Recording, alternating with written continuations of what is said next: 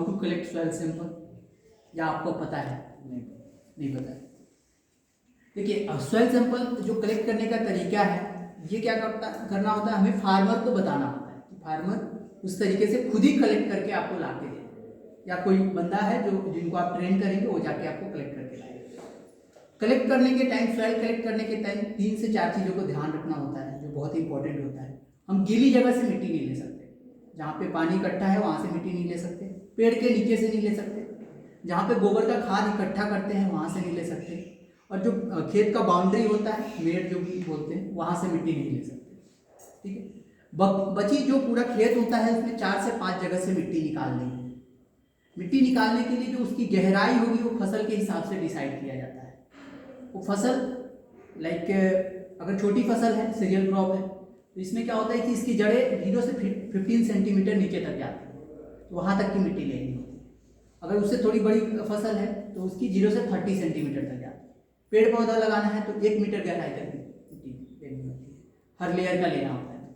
हमें मेन निकालना कैसे होता है मिट्टी? मिट्टी निकालने का 2 तरीका होता है। या तो आप ऑगर से निकाल सकते हैं, एक सैंपलिंग करने का इंस्ट्रूमेंट है, उसको जस्ट आप मिट्टी में प्रेस करेंगे तो उससे मिट्टी निकल जाता है। अगर वो ऑगर नहीं है तो आप क्या करते हैं, फावड़ा जो होता है उससे आपको वो वी आकार बनाना होता है। एक इधर से मार दीजिए, एक इधर से मार दीजिए, और उस मिट्टी को निकाल के फेंक दीजिए।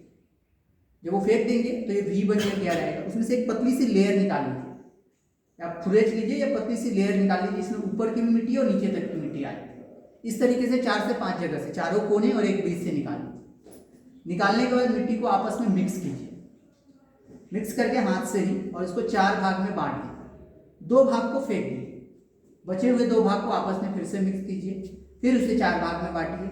इस बार ये दोनों फेंके तो इस बार ये दोनों फेंक दीजिए। इस तरीके से आपको तब तक करना है जब तक आपके पास 500 ग्राम मिट्टी आ जाए।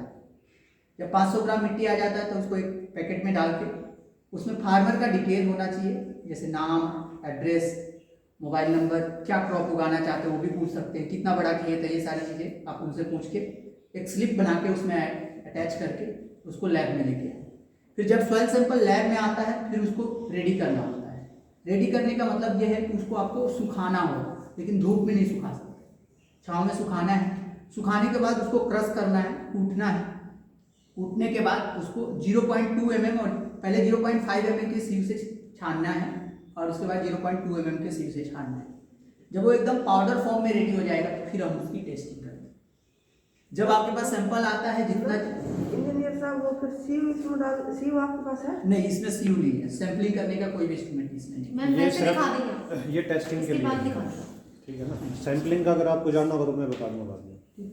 अब इसमें ना फर्स्ट पेज पे जो मैं बोल रहा हूँ वो लिखा हुआ है, ये रहा कलेक्शन ऑफ सॉइल सैंपल का तरीका लिखा हुआ है। इसको अच्छे तरीके से आप पढ़ के समझ सकते हैं। मैं ओवरऑल बता रहा हूँ ऐसे क्या करना है। अब हमारे पास सॉइल सैंपल आ गया, अब हमें उसको क्या करना है, अच्छे से तैयार कर लिया, अब हम उसकी टेस्टिंग करेंगे। अब इस मशीन से टेस्टिंग क्या क्या होता है, इसमें मिट्टी के जो मेन जो 12 पैरामीटर है उसकी टेस्टिंग होती है। PH, EC, organic carbon, nitrogen, phosphorus, potassium, zinc, sulphur, boron, iron, manganese, copper. PH, EC जो टेस्ट करने के लिए है, इसके लिए हमें इलेक्ट्रोड की इस्तेमाल करना होता है। ये इलेक्ट्रोड है। पहले इस पे जो सामान रखा है उसका नाम बता देता हूँ, फिर मैं आगे बढ़ता हूँ। ठीक। नाइट्रोजन के लिए आप अलग से टेस्टिंग करते हैं या ऑर्गेनिक कार्बन के बेस पे? ऑर्गेनिक कार्बन के बेस पे। इसमें देखिए ये रोटरी सेकर है, इसका नाम है STFR meter. STFR soil testing fertiliser recommendation meter, या आप इसको पूसा STFR मीटर बोल सकते हैं। पूसा इंस्टीट्यूट है जिसको हम IRI बोलते हैं, Indian agriculture of research institute. इसके जो न्यू दिल्ली के हैं, इसके जो साइंटिस्ट है उनका नाम है डॉक्टर SC दत्ता। वो इसके साइंटिस्ट है, उन्होंने इसको इन्वेंट किया है। अब इसमें क्या है कि ये STFR मीटर है, पीएच स्टैंड है, मेजरिंग सिलेंडर है, सेंट्रीफ्यूज ट्यूब है, सेंट्रीफ्यूज स्टैंड है, ईसी इलेक्ट्रोड है, पीएच इलेक्ट्रोड है, ये कुछ कटे हुए सिरिंज है, इसको स्पेचुला बोलते हैं, इसको ग्लास रॉड बोलते हैं। ये क्यूबेट है, क्यूबेट या टेस्ट ट्यूब बोल लो आप, जो यहाँ पे डलता है। ठीक है। 2 टेस्ट के लिए इलेक्ट्रोड यूज होता है, बाकी सारा टेस्ट क्यूबेट के हेल्प से होता है। ये वाश बॉटल है, ये कंप्यूटर कनेक्टिविटी वायर है, ये आपको ग्लव्स है, मास्क है। ठीक है। ये वेइंग बैलेंस है, पॉकेट वेव बैलेंस वजन करने के लिए, ये हीटिंग रॉड है, गॉगल्स है, फनल है, वाइड माउथ बोतल है, ड्रॉपिंग बोतल है और बीकर है। ठीक है, बाकी एक बॉक्स के अंदर केमिकल्स है, इधर केमिकल्स, केमिकल पे बाद में आएंगे जब हमें टेस्टिंग करने की जरूरत पड़ी उस टाइम पे एक्सप्लेन। ये क्या बोल रहा था? ये वेइंग बैलेंस वजन करने की मशीन है। ठीक है, अब इसमें क्या है, ये जो मशीन है इसके बारे में एक्सप्लेन करता हूँ पहले। मशीन क्या है, बैक साइड। ठीक है, यहाँ पे देखेंगे आप ध्यान से, यहाँ पे पावर से कनेक्ट करेंगे आप, ये मशीन चलने लगेगी। ठीक है, उसके बाद है ये ऑन ऑफ स्विच है रेड वाली, इसमें 1 और 0 लिखा हुआ है। ठीक है, 1 के साइड में ऑन होता है, 0 के साइड में ऑफ होता है। मशीन को ऑन करने के लिए सबसे पहले यहाँ से ऑन करना है। ठीक है, यहाँ पे ईसी इलेक्ट्रोड कनेक्ट करते हैं, यहाँ पे लिखा हुआ भी है, ये वाली जो इलेक्ट्रोड है इसको कनेक्ट करने के लिए हम यहाँ से कनेक्ट करते हैं। ये तो सीधा ही है सर कि इसी में जो वो होंगे इसी में पेज, हाँ, अदरवाइज किसी हाँ, में हाँ, वो अपने आप बिल्कुल बिल्कुल। यहाँ पे पीएच कनेक्ट करेंगे, करके दिखा दो। मैं करके भी दिखाता हूँ, एक बार बता देता हूँ क्या क्या है। पीएच इलेक्ट्रोड यहाँ पे कनेक्ट करते हैं। अगर इसको मशीन को कंप्यूटर से कनेक्ट करने की ज़रूरत पड़ती है तो इस केबल के थ्रू आप यहाँ से कनेक्ट कर सकते हैं। अगर चार्जिंग करना चाहते हैं सोलर से तो आप यहाँ से चार्जिंग कर सकते हैं। कंप्यूटर से कनेक्ट करेंगे तो सब कुछ डेटा देता है कंप्यूटर में, इसके लिए सॉफ्टवेयर वगैरह नहीं लगेगा? सॉफ्टवेयर लगेगा बट वो आपके लिए नहीं है, एक ऑप्शन है जो मैं बता रहा हूँ। आपको तो आई थिंक गवर्नमेंट के पोर्टल से जनरेट करना है सॉइल हेल्थ कार्ड, जितना मुझे पता। ठीक है ना, तो ये मशीन का बैक पैनल है। ठीक है, अब इसके फ्रंट पैनल को जानते हैं।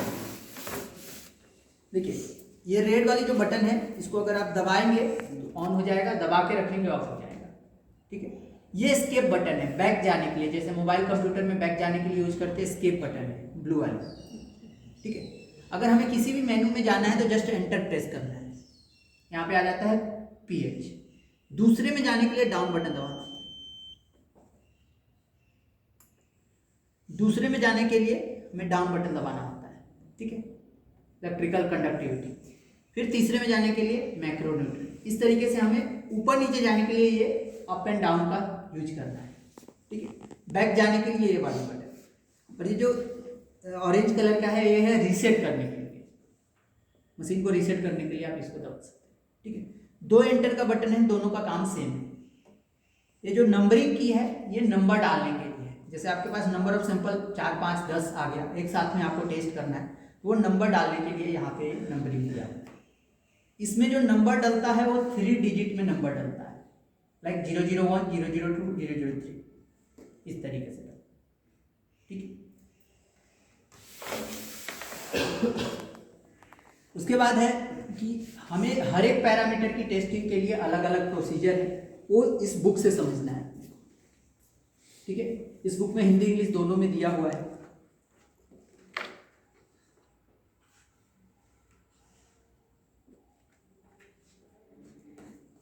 ये 5 नंबर पेज पे जाएंगे तो यहाँ पे लिखा हुआ है पीएच टेस्ट करने की प्रोसीजर। पीएच कैसे टेस्ट करना है, अगर आपके पास एलुअल और रेड सॉइल है तो आप 12 ग्राम मिट्टी ले सकते हैं और उसमें 24 ml डिस्टिल वाटर ऐड करना है। ऐसे बीकर में डालना है और इसको घोलना है, घोल के सैंपल तैयार होगा। जो सैंपल तैयार होगा उससे हम पीएच और ईसी दोनों टेस्ट करेंगे, सेम सैंपल। हमें एग्जैक्ट पैरामीटर लेना है या उसकी सोल्युबिलिटी के तक उसको डिजोल्व करना है? नहीं यार, इसमें जो टाइमिंग दिया है उतना तक आपको डिजोल्व करना है, इसमें 2 मिनट तक डिजोल्व करना है। ये कह रहा हूँ, एक तो हमने सिर्फ सैंपल बनाना है, जैसे आपने 24 ml बताया। हाँ 24 ml ही लेना है। हाँ। या हम एक आइडिया से कि ये सैंपल डिजोल्व हो गया, हाँ। हमारी पीएच आ सकती है। नहीं, 24 ml ही लेना है, फिक्स अमाउंट फिक्स अमाउंट ही लेना है। अब इसमें क्या है, अगर आपकी ब्लैक सॉइल है, काली मिट्टी है, तो आप 6 ग्राम मिट्टी लेंगे और 30 ml डिस्टिल वाटर लेंगे और इसको 2 मिनट तक इस ग्लास रॉड की हेल्प से घोलेंगे। जब घोल के तैयार हो जाएगा तो हम उसके पीएच टेस्ट कर सकते हैं और ईसी टेस्ट कर सकते हैं। सेम प्रोसीजर सर, जो पीएच हम उसमें हाँ, करते हैं बिल्कुल वही सेम प्रोसीजर है। केमिस्ट्री लैब्स में करते हाँ हैं, वो जी। सेम ही तरीका हाँ है। जी। वो ये इलेक्ट्रोड भी वही है मेरे ख्याल से। बिल्कुल बिल्कुल बिल्कुल वही है। पीएच ईसी सबसे इजी है, इसलिए मैं सबसे पहले एक्सप्लेन कर दूँ। अब थोड़ा सा एडवांस हो जाएगा इसमें। इसके लिए हमें क्या करना होता है, आप एक तो डीपली समझने के लिए आप इसको पूरा पढ़ सकते हैं। ठीक है, अभी सबसे पहले ईसी का एक्सप्लेन कर देता हूँ। पीएच ईसी को थोड़ा सा ब्रीफ करता हूँ, फिर आगे बढ़ता हूँ। पहले पीएच ईसी को क्लियर कर। देखिए पीएच और ईसी एक तरीके से हम समझने के लिए कि अगर मैं फार्मर हूँ तो आप मुझे अगर समझाने के लिए आएंगे तो पीएच ईसी से मैं समझता हूँ कि सिर्फ क्वालिटी पता चलता है मिट्टी के अंदर और बाकी न्यूट्रिएंट होते हैं, ठीक है। तो पीएच ईसी अगर हमारा अच्छा है तो एक तरीके से हमारी मिट्टी अच्छा मानते हैं, ठीक है। तो पीएच ईसी को क्या करना होता है, हमेशा मेंटेन करके रखना होता है। अगर आप टेस्ट करते हैं पीएच स्केल से, पीएच इलेक्ट्रोड से, और हमारा मिट्टी का पीएच बढ़ गया है या घट गया है, यानी हमारी जो नॉर्मल फसल के लिए पीएच 7 माना जाता है, 7 या 7 के अबव है, 7 के आसपास की वैल्यू अगर हमारी मिट्टी की है तो हमारी मिट्टी अच्छी है। अगर हमारी मिट्टी का पीएच बढ़ गया है, लाइक 9 हो गया है या 8 हो गया है या 10 हो गया है, तो हमें क्या करना है, उसको कम करके 7 के आसपास में लाना पड़ेगा। लेकिन अगर ऑलरेडी कम है तो हमें बढ़ा के लाना पड़ता है 7 के आसपास में। अगर हमारा पीएच बढ़ा हुआ है तो उसमें हम डालते हैं जिप्सम। जिप्सम की अप्लाई करेंगे आप तो आपकी मिट्टी की पीएच धीरे धीरे कम हो जाएगी, ठीक है। और अगर आपका पीएच ऑलरेडी कम है तो उसमें डालना होता है लाइम, चूना। जब चूना डालेंगे तो आपकी धीरे धीरे पीएच बढ़ जाएगा, क्योंकि ज़्यादातर फसल आपको नॉर्मल पीएच में ही उगाया जाता है, कुछ फसल को छोड़ के, ठीक है। जैसे ठंड प्रदेश में होता है कि कम पीएच होता है, तो वहाँ पे जो भी फसल उगाई जाती है वो कम पीएच वाली ही उगाई जाती है, ठीक। रही बात ईसी की, ईसी क्या है, एक तरीके से समझने के लिए नमक होती है मिट्टी के अंदर। हमारी मिट्टी में नमक जितना कम है उतना अच्छा हमारा मिट्टी मांगते हैं। नमक क्या है कि एक तरीके से मिट्टी के अंदर एक लेयर बना लेते हैं, एक झिल्ली बना देता है, जिससे क्या होता है कि न्यूट्रिएंट्स को ट्रैवल करने में, मतलब जड़ तक पहुंचने में प्रॉब्लम होता है, ठीक है। तो वो क्या होता है कि वो फसल अगर न्यूट्रिएंट्स अवेलेबल भी है तो भी ऑब्जर्व नहीं कर पाता है, खींच नहीं पाता है अपनी तरफ। तो हमेशा आपके मिट्टी की ईसी जितना कम है उतना आपका मिट्टी अच्छा है। तो आपको ध्यान रखना है कि हमारी मिट्टी की जो ईसी है कम से कम होता है। लेकिन यह है कि अगर आपकी मिट्टी का ईसी बढ़ गया है, ईसी जहाँ वहाँ पे ज़्यादा बढ़ता है जहाँ पे बाढ़ थोड़ा ज़्यादा आता है, ठीक है।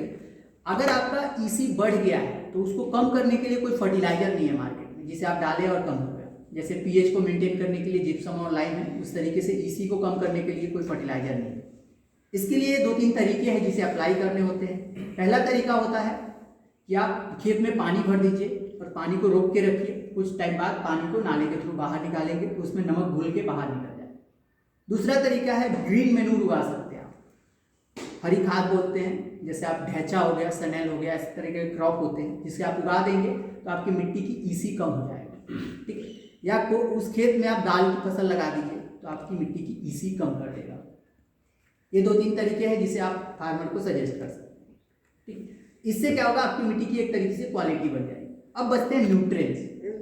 ईसी का क्या फुल फॉर्म है सर? जैसे electrical conductivity, electrical conductivity, Hindi में बोलते हैं विद्युत चालकता। इंजीनियर साहब, जैसे नहर के साथ जमीन है उसमें पानी खड़ा है तो उसका हम कैसे जांच करेंगे? ये तो आप सिंपल वाला मामला चल रहा है ना, अगर उसको भी अंदर ही ले रहे हो या उसका अलग से बताओगे? ड्राई सैंपल चाहिए। नहीं, जांच तो हम ड्राई से मिट्टी का तो ही उसको करेंगे, हम पहले मिट्टी उसको सूखने देंगे तब जांच करेंगे। छाया में सुखाया उसको पीस के बनाया। इसमें ये हो सकता है ना, अगर आप पानी खड़ा है ना हाँ। तो जब गेहूँ कटाई के बाद कुछ भी नहीं हो रहा सर, उसमें तो सर कुछ भी नहीं हो रहा है। फिर उस टाइम भी पानी होता है। पटेरा उसमें, जैसे नहर का पानी टूट गया है, पटेरा हो गया, पटेरा ही घास हो, आपको पता हाँ, हो? लंबा लंबा हो जाता हाँ। है। हाँ, तो फिर उसका क्या करें? मतलब मेरी भी कुछ ऐसा ही है प्रॉब्लम है, तो उसका कैसे करेंगे हम? उसमें मतलब ये लगा 12 महीने ही पानी रहता है। हाँ। या किसी टाइम सूखता भी ना है। बता तो रहे, मैंने तो जाके नहीं देखा, कह रहे हैं कि कभी कभी हल्का फुल्का सूखता है। जब जिस टाइम सूख जाए ना, हाँ। उस टाइम मिट्टी ले लो और हल्की फुल्की अगर गिल्ली है तो उसको फिर सुखा छाया के में सैंपल ड्राई करके फिर बोले 10 दिन 15 दिन उसको छाया में क्या सुखाओ। गिरेगा ये?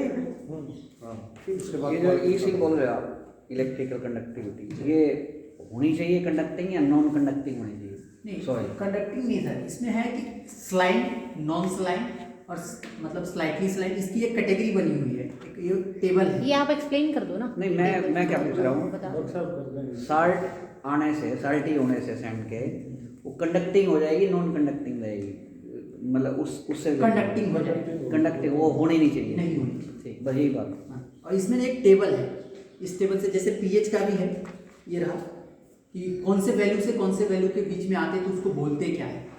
जैसे ये है extremely acid, strongly acid, moderately acid, normal, alkaline, ये सारी चीज़ें यहाँ पे दी है। इसी तरीके पीसी का दिया हुआ है 0 से लेके 0.04 तक नॉन सलाइन होता है, उसके बाद मोडेटरी स्लाइटली सलाइन होगा, फिर मोडेटरी सलाइन होगा, फिर स्ट्रॉन्गली सलाइन। स्ट्रॉन्गली सलाइन नहीं होना चाहिए, यानी 1.6 के ऊपर नहीं होना चाहिए इसे। ये तो क्या होता है हमारा इसी मतलब हमारी मिट्टी एक्चुअल में उसमें जल्द कोई क्रॉप उगाने के लिए उतना वो नहीं बचा हुआ है, जिसमें ऑलरेडी बोला हुआ है। ठीक है, ये तो पीएचईसी हो गई। अब है मैक्रोन्यूट्रिएंट और माइक्रोन्यूट्रिएंट। मैक्रोन्यूट्रिएंट में इस मशीन में टेस्ट होता है organic carbon, nitrogen, phosphorus, potassium और सल्फर। ठीक है, सल्फर एक्चुअल में माइक्रो है बट इसमें मैक्रो में दिया गया है। ठीक है, अब इसको अगर आप टेस्ट करते हैं और इसकी कमी आती है तो हमें क्या करना होता है, उसके लिए फर्टिलाइजर बनी हुई है, ऑलमोस्ट सेम नाम से बनी हुई है। ज़्यादातर जो न्यूट्रिएंट्स के फर्टिलाइजर होते हैं वो जैसे जिंक के लिए जिंक ही डालना पड़ता है, आयरन के लिए आयरन ही डालना पड़ता है, कॉपर के लिए 1-2 का नाम चेंज है, लेकिन वो भी नाम इसलिए चेंज है क्योंकि सिर्फ वही चीज़ नहीं पाया जाता उसमें। जैसे कि नाइट्रोजन कम होता है तो हम यूरिया वगैरह डालते हैं, ठीक है, फास्फोरस तो कम होता है डीएपी वगैरह डालते हैं। तो अगर उसकी कमी है, ठीक है, वो मशीन ही रिकमेंड कर देगा कि ये चीज़ डालिए, इतना डालिए। या आई थिंक जो भी पोर्टल है गवर्नमेंट का, हरियाणा गवर्नमेंट का, उसमें आप टेस्टिंग करके वैल्यू डालेंगे तो वहाँ पे खुद ही रिकमेंडेशन आ जाएगा ऑटोमेटिक, क्रॉप के नाम एंड उसके रिकमेंडेशन आ जाएगा आपके वैल्यू के बेसिस। ये वाली आप क्रॉप उगा सकते हो हाँ जी, according to the values of this. हाँ जी, और इसमें भी एक ऑप्शन है जिसमें आप सेलेक्ट कर सकते हैं कि ये क्रॉप उगाना है और इसके लिए क्या डालना होगा, कितना डालना होगा। अच्छा, इसमें भी वो ऑप्शन है, लेकिन इसमें जो ऑप्शन है वो ऑल ओवर इंडिया के लिए एक स्टैंडर्ड वैल्यू दिया हुआ है, लेकिन state by RDF fertiliser dose of recommendation change होता है। ठीक है, थोड़ा चेंज होता है, ज़्यादा भी चेंज नहीं होता है।